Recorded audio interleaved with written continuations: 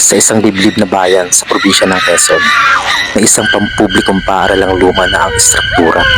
May mga bitak na pader, kalawangin ng mga bintana, at makalawang taon nang walang permanenteng guro sa silid 203. Hindi dahil walang aplikante, kundi dahil walang nagtatagal. Ako nga pala si Teacher August, at ito ang kwento ng kaluluwa ni Teacher Lisa. Isang araw, dumating si Sir Adrian, isang bagong guro na si Manila. Siya ay masipag, mabait, at punong-puno ng pag-asa. Siya nga pala ang naitalaga sa silid 203, ang classroom na maraming umiiwas pero hindi sinabi sa kanya ang dahilan. Basta, pinapirmahan siya ng assignment slip at kinabukasan ay pumasok na siya.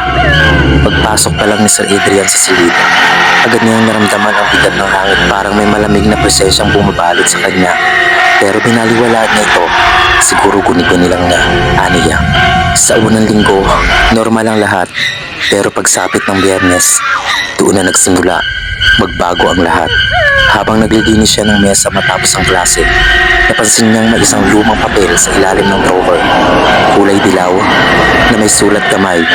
Ang nakalagay, lesson plan. Nakalagay din sa itaas ang pangalan ng guro, Teacher Lisa Santos, grade 5. Sa puntong iyon, napangiti siya at inisip na siguro ay naiwan ang dating guro. Pero nang tumampi ang daliri niya sa papel, biglang lumamig ang paligid. Bumukas ang ilaw kahit patay.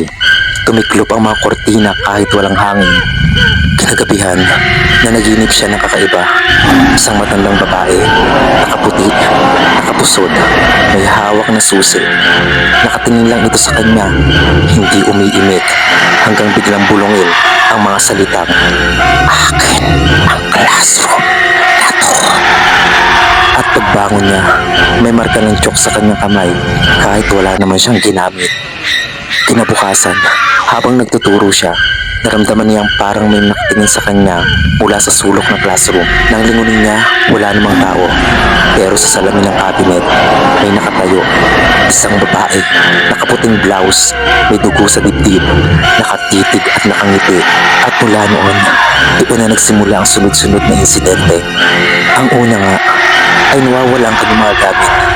Pero palaging bumabalik na may nakasulat na huwag mong pakialaman. At ang pangalawa, ang kanyang tiyok ay laging nawawala. At sa pisara, kusa na lang sumusulat ang pangalang Teacher Lisa, Teacher Lisa, Teacher Lisa. At na isang gabi, naiwan siyang mag-isa sa silid. Sa CCTV, nakita ng guard na may nakasabit sa kisame. Isang babaeng parang bangkay na nakabaliktad at unti-unting bumababa sa likod ni Sir Adrian. At sa huling linggo ng kanyang pagtuturo, isang estudyante ang nagsumbong.